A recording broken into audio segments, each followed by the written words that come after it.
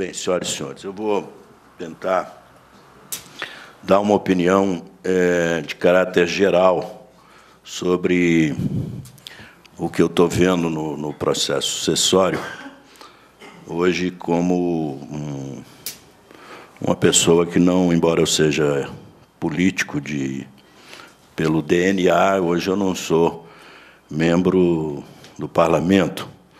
Estou fora do parlamento desde 2011 e observo de um outro ponto de vista. Não mudei minhas convicções sobre as coisas, mas mudei meu local de observação, que muda, às vezes, bastante a maneira como a gente vê as coisas. Um dado que me impressiona muito e que eu acho que reflete isso que o Jorge está dizendo, esse sentimento de mudança pode ser visto no que houve na França recentemente. Quando o Jean-Marie Le Pen ameaçou o Sarkozy, quase ganhou do Sarkozy, foi para o segundo turno com ele, 500 mil franceses foram à rua para protestar com o que seria o avanço da direita na França, os riscos de perda de conquistas sociais da época Mitterrand, do próprio governo moderado do Jacques Chirac. Agora que a filha dele foi para o segundo turno, com um discurso um pouco mais moderado do que o do pai, embora igualmente duro em relação à submissão dos Estados nacionais à política da União Europeia, lá na França, agora, semana passada, se reuniram 4 mil pessoas somente. Quer dizer, onde estão os outros 496 mil franceses? Eu duvido que, se hoje o PT fizer uma convocação pública para a defesa do governo, na forma que sempre foi uma característica que o PT usou para defender políticas sociais, as suas políticas públicas, se as mobilizações serão volumosas, gigantescas ou expressivas. Também acho que, se o Eduardo convocar ou o Aécio, essas mobilizações não serão. Ou seja, o sistema político não se orienta mais pelas movimentações de massa. Isso é um fenômeno, há uma frustração das massas eleitorais, dos cidadãos, com o processo de instrumentalização dos sentimentos pessoais. Esse é um dado que me parece que é forte na realidade hoje e que se expressa muito nessa característica negativa da internet. A internet, quando abriu a alma do povo, a alma da nação, para se expressar diariamente do jeito que ele se considera no direito de se expressar, o que apareceu foi uma alma maldosa, foi uma alma ruim, uma índole ruim da alma dos cidadãos. Não em todos os países. Se você observar o que ocorre na internet nos Estados Unidos, em relação a um problema social grave que ocorra, um crime, um assassinato, uma violência qualquer de caráter coletivo que ameaça a opinião pública e o sistema de segurança individual das pessoas, psicológicos, cada um reage atacando políticas governamentais, mas não ataca pessoas, não é? Ataca planos de saúde que abandonaram, né, as políticas de saúde, esse debate que o presidente Obama faz em relação a novas políticas de saúde, ataca, na Europa, ataca a questão dos imigrantes, mas não ataca, é meio marginal a fúria antirracista que existe na internet francesa, por exemplo, embora forte, mas ela fica mais no sentido de respeito aos valores republicanos europeus, à Declaração Universal dos Direitos Humanos. A crítica às cotas, por exemplo, na França, é uma crítica altamente sofisticada. Não tem nada parecido com a defesa das cotas como existe no Brasil. Então, acho que esses temas são os temas hoje principais da sucessão brasileira. A disputa brasileira é teórica, ela é uma disputa de modelo no Brasil. E, por isso, é importante que o Eduardo seja um dos candidatos, porque o Eduardo, na prática, ao se deslocar do bloco dominante e lançar uma candidatura oposicionista, o Eduardo leva uma parte da hegemonia do PT, mesmo com a fraqueza do PSB. E o Aécio terá que ter sabedoria para não se colocar no polo muito oposto a esse. Então, acho um erro do Eduardo querer se distinguir do Aécio agora, porque aquilo que ele disse aqui na reunião, de que o segundo turno pode ser entre ele e o Eduardo, é possível. É possível. Por quê? Porque os movimentos que uma eleição provoca, e que na França produziram essa dispersão de 500 mil de pessoas de uma posição para a indiferença, essa situação pode ocorrer no Brasil, independente do que houver na Copa do Mundo. Acho, inclusive, que a instrumentalização da Copa do Mundo pode ser um risco para qualquer partido político, por causa de um ator inesperado que tem no Brasil, que é o cidadão descontrolado e que é o cidadão que não está hoje submetido a nenhum constrangimento moral, porque a política de segurança no Brasil é nula. Não existe a política de segurança. Não existe a visão do Estado como um ser moral. Não existe a visão do Estado como um ser de responsabilidade social. Então, as pessoas que têm vida familiar estável, essas formaram valores coletivos estáveis e respeitam os direitos individuais e os direitos coletivos. Ou seja, nós estamos na mão do pai e da mãe. Nós estamos na mão da família. Quem tem boa formação, tem boa família, tem boa herança pessoal de valores, sobrevive na sociedade brasileira. Pode até ser vítima de alguma brutalidade, porque o Estado não está ensinando nada. As escolas não estão ensinando valores. E a televisão não está ensinando valores. Então, você não tem hoje a sociedade brasileira tendo como referência um padrão de comportamento que brota do Estado. Então, está se disputando o quê? Esse é um dado que os três candidatos têm que cuidar desse dado. A presidente Dilma cai sempre na armadilha petista do moralismo, que é de introduzir na análise dos fatos e da realidade uma concepção moral da sociedade como se ela fosse monopólio de algum grupo político. Na verdade, a sociedade tem uma média dos valores dela. O Brasil já é suficientemente grande, embora a política brasileira tenha um componente infantil muito forte, mas a sociedade brasileira já é suficientemente vivida, esclarecida, para que o processo político não mude completamente a vida da nação. Nesse sentido, a vida do cidadão. Tanto que a maioria dos brasileiros acha que ano eleitoral é ano da política, é ano dos políticos. E ele sabe que isso começa, tem um período e termina esse período. Pois bem, o dado que então me parece preciso é que o segundo turno pertence aos concorrentes. Não haverá solução dessa eleição no primeiro turno. Se há uma reeleição de um grupo político que está há 12 anos no poder e não se consolida o período seguinte, para chegar a 16 anos, o segundo turno pertence aos concorrentes. Não pertence ao majoritário, não pertence ao estável, ao que está no poder. Por quê? Porque todo poder é conservador, todo poder é preservacionista. A presidente Dilma não pode propor a mudança da sua própria posição, senão ela sai da cadeira.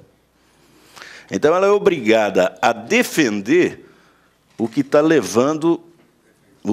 a levando a não ser majoritário. Ela vai perder o caráter majoritário. E aí, nesses momentos, é que pode haver um processo de radicalização e manipulação muito forte por causa de uma deficiência do nosso sistema eleitoral,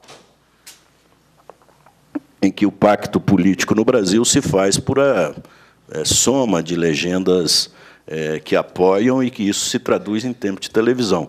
Só o segundo turno resolve isso, que equilibra essas forças.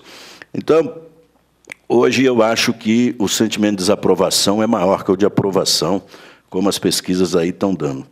Agora, há um dado novo nessa disputa. Os pactos sociais no Brasil superaram os pactos políticos. A presidente Dilma tem uma característica que ela não gosta do que faz. Ela não esconde de ninguém que ela não gosta do que faz. É raro a gente ver um presidente que esnoba o palácio, não é? O Itamar tinha isso. Eu sou de um estado que tinha um presidente que parecia esnobar o palácio, mas ele era um charme do Itamar, não é? O Itamar, quanto mais esnobava o cargo, mais ele era popular.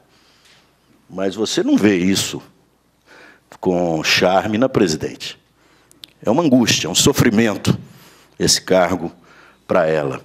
O que, no contraponto com o Aécio, fica muito simpático para o Aécio, porque, se a Dilma não gosta do que faz, o Aécio faz bem o que não gosta. Então, o Aécio gosta, às vezes, de passar, ele às vezes até exagera. Só que, olha, a política é uma tradição, a política é um destino, a política está no meu sangue. Eu não preciso de... É diferente do Aécio, do nosso Heráclito, que é político mesmo. Não é? E não esconde que é, e é um bom político. Mas o Aécio tem essa característica que tem um apelo forte na sociedade atual. É o político antipolítico.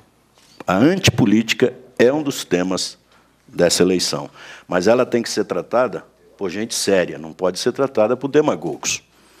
Porque vai ter espaço para o antipolítico demagogo, sempre teve.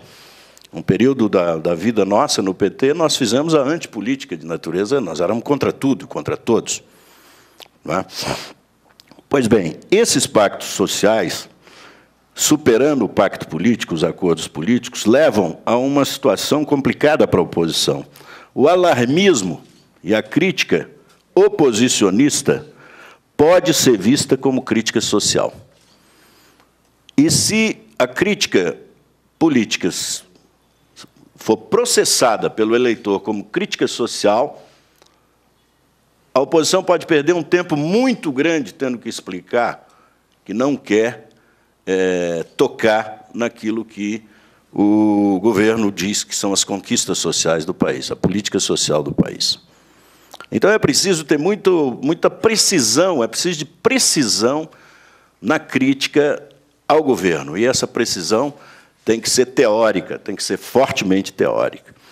Por quê? Porque os pactos políticos são alianças de interesse em torno de direitos. É mais fácil compreender os pactos políticos, mas eles não estão em discussão no Brasil. Há algum tempo, não são pactos políticos que estão em discussão. Os pactos sociais são alianças de classe em torno de interesses. Interesses são sempre subjetivos. Se o Estado, com a força que tem, e o monopólio de opinião que o Estado tem, fixa todos os pactos sociais em defesa de interesse desse ou daquele setor, o Estado acaba tendo mais força de argumentação de quem quiser fazer argumentação exclusivamente política com o Estado. Então, é preciso de dar nome aos setores sociais organizados, para que possa ficar claro o que está se disputando no Brasil. Que atores nós achamos que devem prevalecer no processo de uma governança democrática. Essa dúvida entre a política e a sociedade hoje no Brasil define, para mim, uma característica dessa eleição até o momento, que pode mudar completamente, mas, até o momento, essa eleição ela está gerida por um pacto de incerteza. E qual é o pacto de incerteza que faz a Dilma enfraquecer? É que o modelo econômico não sustenta o modelo social que o PT prega. Esse pacto de incerteza, no entanto, não pode ser usado pela oposição para torcer para que isso piore. Quer dizer, os indicadores econômicos, se realmente levarem à insustentabilidade da política social, aí você pode ter o país em zona de risco de explosão social. Aliás, há indicadores já, economistas diz que o Brasil é um dos 10 países do mundo, dos 10 países viáveis do mundo, entre os 20 principais países do mundo. O Brasil, agora você vê a solução que a Índia deu, a Índia botou um enfant terrível lá para governar a Índia, colocou uma pessoa completamente fora dos movimentos tradicionais da Índia para ver se equilibra o risco de explosão que tem a Índia. Há um risco de explosão no Brasil, e esse risco de explosão tem a ver com uma política social sem base econômica, sem um modelo econômico que a sustente. Ou seja, a política populista sem política capitalista. E aí, populismo sem capitalismo. Aliás, o populismo não gosta do capitalismo, mas, no mundo moderno, o populismo sem o capitalismo, você pode ter, e com a sociedade mobilizada, com o Ministério Público funcionando, com o Poder Judiciário funcionando, você pode ter claramente o risco de uma explosão social. Esses movimentos reivindicatórios sem limite, que ninguém consegue conter os movimentos sociais, essa criminalização deles, esse envolvimento com agendas delinquenciais, né, a reivindicação delinquencial, que passou a tomar conta dos movimentos sociais, já é um sinal de falta de liderança com capacidade de enquadrar esses movimentos dentro do sistema legal. Aí a tendência é a pior possível, que o Rogério hoje estava lembrando de manhã no café. O governo aí começa a criar o movimento social do governo. Esse decreto agora, que é inconstitucional, que não pode passar, esse decreto que cria uma central de movimentos populares e cria, na verdade, o parlamento do governo, ele deixa o parlamento de fora e cria um parlamento para o governo. Esse movimento de só poder representar a sociedade se você se formalizar e se institucionalizar perante o Estado, isso, na filantropia, o governo já vem tentando há algum tempo, que é estatizar a caridade. O governo está estatizando a compaixão. Ele acha que isso não é dos valores individuais. Então, fere um princípio cristão da sociedade brasileira. E fere um princípio do individualismo da sociedade brasileira, que o Brasil é um país liberal, o Brasil não é um país socialista. E a sociedade brasileira não é socialista. A sociedade brasileira é uma sociedade conservadora. Ela quer valores previsíveis, ela quer valores onde seja capaz dela desenvolver toda a sua potencialidade dentro daquilo que o Estado oferece como regras. Ou seja, percebendo que a sociedade pode sair do controle, o Estado, ao invés de avaliar suas próprias deficiências, o Estado quer criar mais controle. Mais controle é mais lei a ser burlada, é mais ilegalidade. Um conceito que o professor Paulo Natanael, com a lucidez que tem, foi presidente do Conselho Nacional de Educação, diz: é um Estado fundado no princípio da legitimidade e não da legalidade. Tudo que é legítimo aos olhos do governante tem que produzir uma lei que crie a legalidade. Isso não sustenta. Isso nem sustenta, né? Porque o espírito das leis, está lá no Montesquieu, não nasce desse tipo de interesse. O espírito das leis nasce de pactos sociais, de arranjos sociais e de situações majoritárias que a sociedade cria. Ou seja, a mudança que nós estamos vendo no Brasil são mudanças sem transformações estruturais que possam sustentar essa mudança. E aí, a mudança sem transformação estrutural transforma a política num fim. E a política transforma a política num meio. E a política vista como um meio, a política não tem destino. A política vista como um meio, ela atrai qualquer tipo de pessoa para a política. Esse é o fenômeno que está acontecendo hoje. Qualquer pessoa acha que pode ser político. Por quê? Porque a política não é mais um destino. A política não é mais uma herança. A política não é mais uma superestrutura da sociedade. A política é um meio de chegar a alguma coisa. É o mesmo fenômeno que está ocorrendo com o sistema de emprego. Se você cria políticas sociais excessivas e tira a pessoa do mundo do trabalho, o trabalho não é mais, o emprego não é visto mais como um fim, é visto como um meio. E aí, visto como um meio, ele é um privilégio. E, ao ser visto como um privilégio, ele tira das pessoas que têm capacidade de trabalho o respeito por si próprio. Tipo, eu sou um bobo, por que eu tenho que trabalhar para ser remunerado se 40% da sociedade pode ser remunerada sem ter que trabalhar. Então, há uma contradição ontológica, espiritual, filosófica, que não se sustenta no Brasil e que vai produzindo movimentos de revolta, porque, a partir daí, o governo começa. Não adianta passar para 10% a Bolsa Família, depois passar para 20%, 100%. Não adianta dar o palácio para as pessoas, vem cá, cada um pega um pedaço, como se fosse um bolo. Não vai funcionar. Por quê? Porque os desejos humanos são insaciáveis, são místicos, são superiores à capacidade do governo perceber o que as pessoas sabem.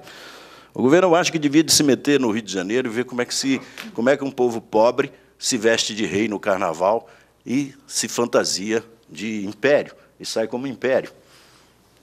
Ou seja, dentro de cada cidadão tem um rei, dentro de cada cidadão tem uma coisa mística. Não adianta transformar isso em valores monetários, não adianta transformar isso em políticas protecionistas. Você tem que deixar a pessoa ser águia e não âncora. O Estado, a função do Estado é ser águia da nação, e não a âncora da nação, puxar a nação para o chão. Então, eu vejo hoje um modelo de nação subsidiada. Esse modelo de nação subsidiada atingiu todos os setores e criou um fenômeno perigoso, porque no topo também ela está subsidiada. Eu não acho, viu, Jorge, que todos os empresários estão contra o governo. Esse é o grande problema hoje do Brasil. Qual foi? Mudou o conceito de corrupção estatal. O que era corrupção? Corrupção eram favores ilegais a grupos e pessoas inidôneas. Isso é que era corrupção. Favores ilegais a grupos e pessoas inidôneas. O que é corrupção hoje? São favores inidôneos a grupos e pessoas ilegais. Ou seja, basta você se fazer ilegal que você entra no processo de transferência de recursos do governo. Porque você tem a Bolsa Família para o pobre, mas você tem a Bolsa BNDES também, que é 100 vezes maior que a Bolsa Família. Você tem hoje, até o Itamaraty está fazendo Bolsa Pátria, Bolsa Estrangeira. O Itamaraty está dando dinheiro na África para ditadores. Governantes que se apropriam privadamente do dinheiro e que em dívidas que já tinham sido perdoadas. Ou seja, é um modelo de cooptação em que você tem que deter. Esse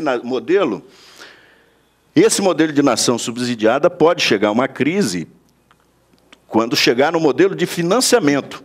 Não são crises de legitimidade democrática que nós estamos vendo no Brasil. São crises de financiamento de procedimentos não democráticos.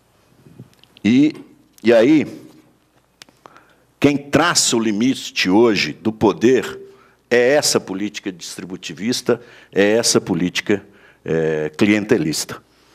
Ou seja, você não tem mais direitos humanos de caráter geral.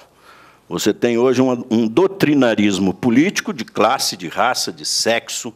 É um clientelismo que pode ser praticado tanto por cota, pode ser praticado pelo BNDES, pode ser praticado pelo Itamaraty, por uma escola, pelo crédito consignado, de qualquer jeito. Ou seja, há ou não, então, capacidade, nesse modelo, de modernização da economia? Esse é o grande desafio. Se você quiser modernizar a economia brasileira, você tem que dar um basta nesse processo que desestruturou o modelo econômico brasileiro. Ele não se sustenta, o dinheiro sai por todo lado, o Brasil não vai se tornar um país economicamente viável, vai ser sempre um país pífio economicamente. Qual é a indústria estruturante do Brasil? É só observar. É a mesma do Juscelino Kubitschek. A cadeia produtiva do automóvel é a maior cadeia produtiva do Brasil, até hoje. A mobilidade urbana está toda em cima de ônibus. E o sistema de ônibus envolvido com corrupção, porque ali a liquidez é imediata. O Rio de Janeiro não tem solução. O ônibus no Rio é multidão, é maior que gente. Tem mais ônibus que pessoas no Rio de Janeiro. Você não consegue andar de tanto ônibus que tem no Rio. Você vai em Salvador, a mesma coisa, em Belo Horizonte, a mesma coisa, aquilo que o Jaime Lerner fez há 30 anos atrás está sendo feito agora como moderno. Ou seja, o que acontece com esse país? Que esse país não viu o metrô, esse país não viu o trem, esse país não viu o veículo leve sob trilho, esse país não vê barco. Esse país não vê transporte nessa quantidade de mar, as vias navegáveis. O que travou o modelo de industrialização desse país? Enfim, no sistema estatal, o modelo de gestão do nosso Estado, ele é todo organizado por concurso. Num Estado organizado por concurso, o saber retórico supera o saber real. Então, é um Estado de manual, um Estado de slogans. O principal ministério desse tipo de governo é o Ministério da Publicidade. A publicidade transforma qualquer coisa em verdade em mentira, mentira em verdade. Bem, como virar esse jogo é o desafio, para mim, da oposição, que ainda vai enfrentar um outro personagem, que é a presença do Lula, que condicionando o perfil dessa eleição. E a presença dele é uma presença que introduz no sistema político o tema desagradável para o candidato passar. E isso é preciso de ser regulado. Ou seja, ele, com a sagacidade que ele tem, ele é esse líder criança que o Brasil gosta, o chamado animal político, que é a pior coisa de político que pode ter, é o tal do animal político. O animal político não tem vida privada, não tem vida real. Nós tivemos animal político na Europa, nós tivemos animal político nos Estados Unidos, nós tivemos, o Menem era um animal político. O animal político, os períodos de animal político são os piores períodos para a democracia dos cidadãos. Pode haver um sucesso aqui, um sucesso ali, mas a democracia é o momento regular da vida regular das pessoas regulares. Ou seja, a democracia é o sistema onde prevalece a moderação e não a agitação. Esse é o desafio, para mim, dessa eleição. Quem for mais moderado e conquistar os moderados desse país pode virar essa eleição, porque eu acho que há um desejo oculto no povo brasileiro para uma sucessão sem muito Estado. O Estado está presente demais na vida do Brasil. Nós não passamos um minuto sem ver o Estado na nossa frente. Já é hora da sociedade prevalecer sobre o Estado. Obrigado.